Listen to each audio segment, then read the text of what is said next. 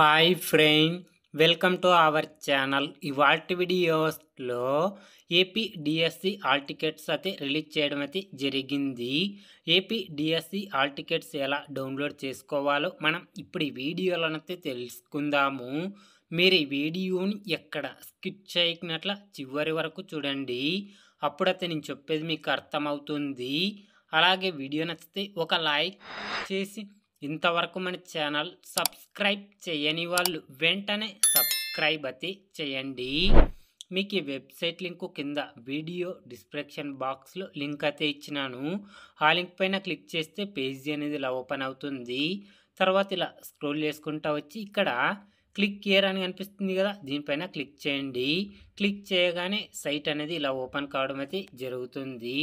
తర్వాత ఇక్కడ candidate login అని కనిపిస్తుంది కదా, దీనిపైన క్లిక్ చేయండి. ఇక్కడ యూజర్ నేమ్ పాస్వర్డ్ అడుగుతుంది కదా, యూజర్ నేమ్ పాస్వర్డ్ అయితే ఇవ్వాలి. ఒకవేళ మీ దగ్గర యూజర్ నేమ్ పాస్వర్డ్ లేకుంటే కనుక ఇక్కడ ఫర్గెట్ పాస్వర్డ్ పైన క్లిక్ చేయండి.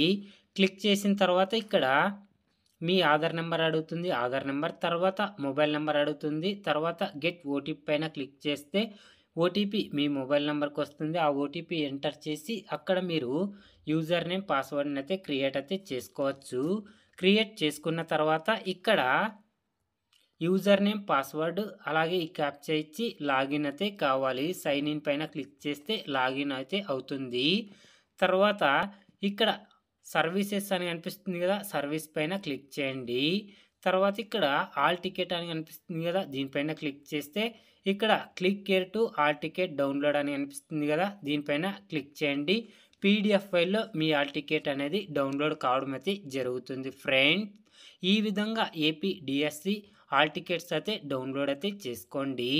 ఏపీ డిఎస్సి గురించి ఇంకా మీకు ఏమైనా డౌట్స్ ఉంటే కింద కామెంట్ చేయండి, ప్రతి ఒక్కరికి రిప్లై ఇవ్వడం అయితే జరుగుతుంది friend. Thank you for watching my video.